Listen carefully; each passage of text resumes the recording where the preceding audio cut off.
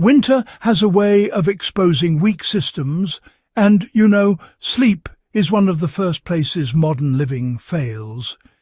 Central heating drops, power grids strain, and suddenly the thick comforter that looked impressive on a store shelf doesn't perform the way you expected.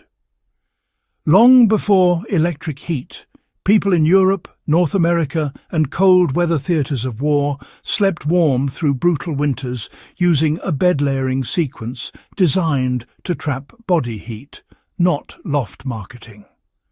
Before we get into it, if this kind of historically grounded survival knowledge matters to you, take a moment to like the video and subscribe to Warfield Prepper Chronicles. Now, let's get straight to work. The base layer was about insulation from below, not softness. The oldest mistake people make today is ignoring heat loss into the mattress. Historically, beds started with a dense insulating base. Straw mattresses, wool-stuffed ticks, or thick horsehair pads were used because they resisted compression and trapped air. In a modern winter setup, this translates to placing a wool blanket or folded wool pad directly on top of the mattress. Cotton compresses and loses insulation. Wool does not. If you're sleeping on a foam mattress in a cold room, this single change can add measurable warmth without adding bulk. The first body layer regulated moisture before heat. Historical sleepers wore linen or slept directly against it.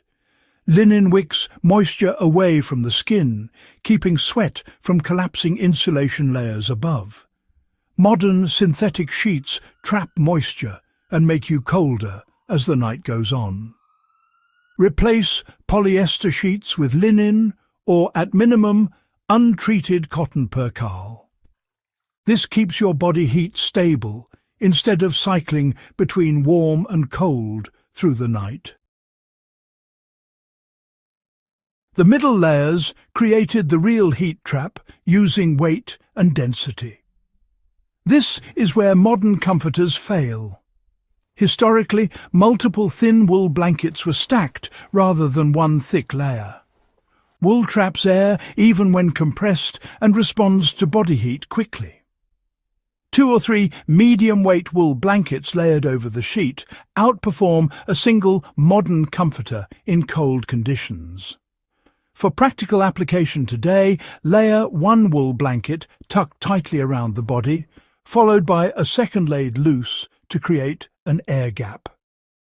That trapped air is the insulation, not the thickness. The top layer sealed the system and blocked convection. Feather beds or heavy coverlets were used last, not first. Their role was to stop rising warm air from escaping, not to provide insulation on their own.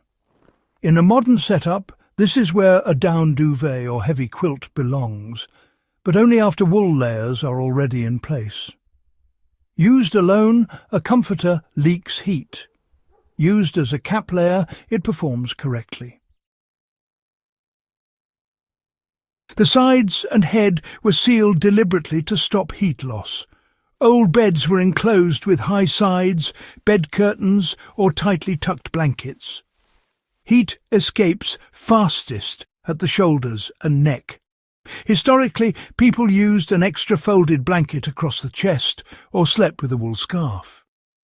Today, a small wool throw placed horizontally across the shoulders or a dedicated sleep hood can raise perceived warmth without raising room temperature. This system still works in modern winter survival conditions. If you're dealing with power outages, unheated bedrooms, or fuel conservation, this sequence allows you to sleep comfortably in temperatures that would otherwise be miserable. The key is order, material, and compression resistance. Wool, linen, and layered density outperform modern one-piece bedding every time. This knowledge has survived centuries because it works. If you found this useful, subscribe to Warfield Prepper Chronicles, share this with someone preparing for winter, and keep these techniques alive. The cold hasn't changed, only our habits have.